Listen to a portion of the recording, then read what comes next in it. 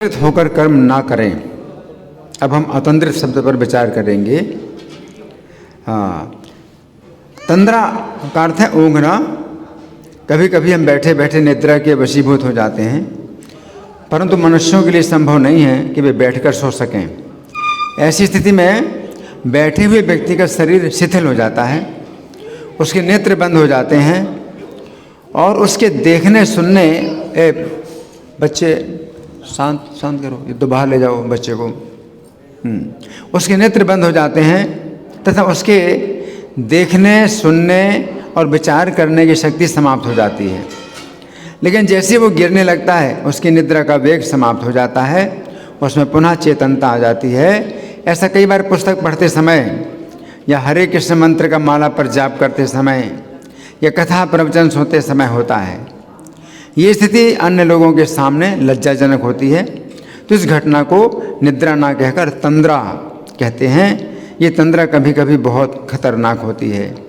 सामान्यतः गाड़ी चलाने वाले चालक सड़क पर गाड़ी चला रहे होते हैं तथा अचानक तंद्रा के शिकार होने के कारण जिस समय उन्हें गाड़ी को रोकना चाहिए उस समय वे गाड़ी को रोक नहीं पाते हैं तथा इस प्रकार कभी छोटी कभी बड़ी अथवा कभी अत्यंत भयानक दुर्घटना हो जाती है। कभी कभी चालक की तंद्रा के कारण इतनी बड़ी दुर्घटना हो जाती है कि उस गाड़ी में बैठे हुए सभी यात्रियों की मृत्यु हो जाती है। तो तंद्रा से एक शब्द बनता है तंद्रित, जिसका अर्थ है ऐसा व्यक्ति जो तंद्रा का शिकार हो गया है, तथा इस शब्द में आ प्रत्यय लगा देने से अतंद्रित शब्द बनता है, जिसका अर्थ है ऐसा व्यक्ति जो तंद्रा का शिकार नहीं है। इस प्रकार भगवान यहाँ पर कह रहे हैं कि हे अर्जुन, यदि मैं कर्म करते हुए थोड़ी सी भी बच्चे बाहर ले जाओ, बाहर ले जाओ, जो बच्चे खेल रहे हैं बाहर ले जाओ उनको। यदि मैं भगवान कह रहे हैं हे अर्जुन, यदि मैं कर्म करते हुए थोड़ी सी भी तंद्रा का शिकार हो जाऊं तो मेरे साथ में जुड़े हुए संपूर्ण मानव समाज का सर्वनाश हो जाएगा। अब जातु, भगवान कह रहे हैं जातु, तो जातु शब्द का अर्थ है कभी कभी। तो यहाँ पर भगवान कहना चाहते हैं कि यदि कर्म करते हुए वे सदा सावधानी का पालन करें तथा कभी एक बार भी जरा सी देर के लिए तंद्रित अर्थात असावधान हो जाएं तो मानव समाज का सर्वनाश हो जाएगा। तो यहाँ पर भगवान अपने पक्ष में ये नहीं कह रहे हैं, अपने पक्ष में ये नहीं कह सकते हैं कि मैं सदा अत्यंत सावधानी पूर्वक कर्म करता हूँ, फिर भी यदि कभी वर्ष में एक बार या जीवन में एक बार जरा सी असावधानी हो गई हो तो क्या हो गया। जैसे गाड़ी का चालक कहे कि मैं सदा गाड़ी अत्यंत सावधानी पूर्वक चलाता हूँ, तो यदि कई वर्षों के बाद जरा सी असावधानी हो गई और इससे अनेक लोगों की मृत्यु हो गई तो इस विषय में मैं क्या करूँ। नहीं, वो ऐसा नहीं कह सकता है। उसके लिए नियम ये है कि वो सदा अत्यंत सावधानी पूर्वक गाड़ी चलाएगा तथा कभी एक क्षण के लिए भी असावधानी नहीं बरतेगा। यदि गाड़ी का चालक थोड़ी सी असावधानी का बर्ताव करता है तथा इससे अनेक लोगों की मृत्यु हो जाती है तो इस दुर्घटना का कारण उसकी असावधानी ही मानी जाती है। उसी प्रकार यहाँ पर भगवान कह रहे हैं कि जब वे अपने धाम से इस भौतिक जगत में आकर मनुष्यों के समाज में श्रेष्ठ पद प्राप्त करते हैं तो संपूर्ण अवतार काल में उनकी बड़ी भारी जिम्मेदारी बन जाती है कि वे अत्यंत सावधानी पूर्वक कर्म करें और कभी एक क्षण के लिए भी असावधानी ना बरतें। तो यहाँ पर जो विशेष बात है वो ये है कि भगवान के अवतार तो बहुत से होते हैं, जैसे कच्छप अवतार, नरसिंह अवतार, कूर्म अवतार, लेकिन कुछ अवतार होते हैं जो मनुष्यों के समाज में होते हैं। तो श्री राम जो है ये मनुष्य की लीला करते हैं और मनुष्यों के समाज में श्रेष्ठ स्थान प्राप्त करते हैं। श्री कृष्ण भी मनुष्य के समाज में मनुष्य की लीला करते हैं, मनुष्यों के समाज में एक श्रेष्ठ स्थान प्राप्त करते हैं। तो यहाँ पर बात चल रही है श्रेष्ठ व्यक्ति, मनुष्य के समाज में जो श्रेष्ठ व्यक्ति जब जो माना जाता है तो वो अगर गलत काम करे तो चूँकि श्रेष्ठ व्यक्ति माना जाता है, तो उस काम को भी जो है सामान्य लोग क्या समझेंगे, यही सही है ना। सयत प्रमाणम कुरुते लोकस्तदनुवर्तते, तो जो प्रमाणित कर देता है तो लोग जो है उसी को ही करते हैं। तो यहाँ पर भगवान जो है जब मनुष्यों के समाज में श्रेष्ठ स्थान प्राप्त करते हैं तो फिर उनकी बड़ी ये चिंता हो जाती है कि वे क्या करें और कैसे करें और क्या ना करें और कैसे ना करें। तो बड़ी सावधानी चैतन्य महाप्रभु जब सन्यासी के रूप में मनुष्यों के समाज में रहते हैं तो उनकी भी बड़ी चिंता हो जाती है कि उन्हें क्या करना चाहिए, क्या नहीं करना चाहिए। तो चैतन्य महाप्रभु जब जगन्नाथपुरी में थे तो एक बालक आता था उनके पास, और जो है चैतन्य महाप्रभु उससे जो है प्यार करते थे। और वो बच्चा भी जो है मतलब बहुत हिला मिला था, क्योंकि उसको भी प्यार चाहिए। तो दामोदर पंडित जो है चैतन्य महाप्रभु को जो है कुछ कठोरता से जो है बताते हैं कि आप चूँकि सन्यासी हैं तो सन्यासी को बहुत सावधानी से रहना चाहिए, क्योंकि मनुष्यों के समाज में सन्यासी का जो है बहुत श्रेष्ठ स्थान होता है। और जो बच्चा आता है तो उसके अंदर तो कोई दोष नहीं है, और आप उससे जो प्यार करते हैं तो उसमें भी कोई दोष नहीं है।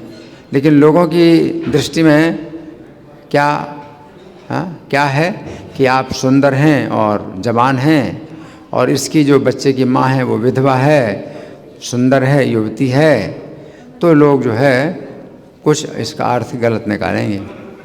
तो भगवान चैतन्य ने दामोदर पंडित की बात का आदर किया, और बच्चे से फिर जो है उन्होंने अवसर नहीं देते थे बच्चे को कि वो जो है उनके पास आए। तो यहाँ अतंद्रता का मतलब यही है कि जब भगवान जो है मनुष्यों के समाज में श्रेष्ठ स्थान प्राप्त करते हैं, चाहे राजा के रूप में हो, चाहे सन्यासी के रूप में हो, तो उनको जो है बहुत ही सावधानी से कर्म करना होता है।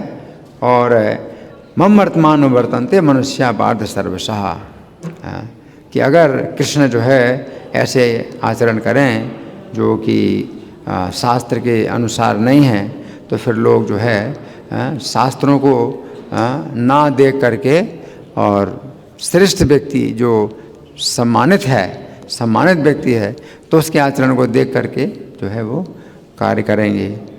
तो इसलिए भगवान की बड़ी चिंता हो जाती है कि वे क्या करें और कैसे करें। तो मनुष्यों के समाज में विशेष रूप से जब श्रेष्ठ स्थान प्राप्त करते हैं, जैसे ब्रज की लीलाएं हैं, तो उसमें जो है ये मधुर लीलाएं हैं, ये भक्तों को आनंद देने के लिए हैं। वो मनुष्यों के समाज में कोई श्रेष्ठ स्थान नहीं उस समय प्राप्त था। एक अशिक्षित बालक, चंचल बालक, तो वो उनके जो चंचलता है वो जो है ब्रजवासियों को बहुत आनंदित करती है। तो जो भी वो करते हैं चेष्टाएं, वो सब जो है जो ब्रज की कन्याएं हैं और जो ब्रजवासी हैं सबको आनंद प्राप्त होता है, आनंद देने के लिए हैं। तो वो कर्म जो है शिक्षा देने के लिए नहीं है ना। भगवान उस समय मतलब ऐसे जिम्मेदार व्यक्ति हैं समाज के कि वो शिक्षित हों और जो है वो बहुत जिम्मेदार हों, तो ऐसा नहीं है। तो ब्रज की लीलाएं ऐसी हैं कि वे जो है केवल आनंद की लीलाएं हैं और परम सुख प्रदान करते हैं, पुत्र के रूप में या जो है तरुण के रूप में। तो ये सब जो लीलाएं भगवान की वैसी हैं। लेकिन जिस समय मथुरा में आते हैं और फिर वो गुरुकुल में जाते हैं, तो वो जो है अब दिखाते हैं कि अब गुरुकुल में उनको शिक्षा प्राप्त हुई, अब कैसे गंभीरता से रहना है और कैसे जो है मर्यादा में रहना है। तो फिर जो है भगवान बहुत मर्यादित होते हैं और वो ये दिखाते हैं कि अब उन्हें शिक्षा प्राप्त हुई गुरुकुल में, और अब वो जानते हैं कि मर्यादा के अनुसार कैसे कार्य करना चाहिए। और फिर मानव समाज में उनका जो है मतलब विशेष जो है द्वारकाधीश के रूप में वो जो है बहुत सम्मानित हैं। अब वे जो है एक प्रकार से शिक्षक हैं और गुरु हैं और पिता हैं। तो जितने भी द्वारकावासी हैं वे उनको जो है अपना शिक्षक, गुरु, पिता और रक्षक इस रूप में वो देखते हैं।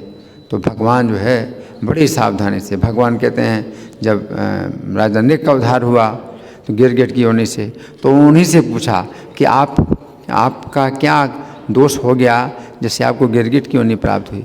तो उन्होंने बताया कि मैं बड़ा सावधान रहता था, एक ब्राह्मण की गाय मेरी गाय में मिल गई और मुझे इस प्रकार से गिरगिट का शरीर प्राप्त हुआ।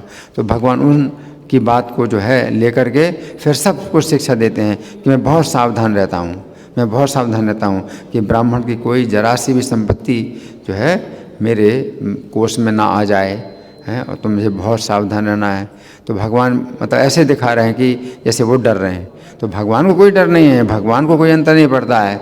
भगवान तो कर्म से ऊपर हैं, उनके जो भी कर्म हैं तो वो जो है अपने आप दिव्य हो जाते हैं।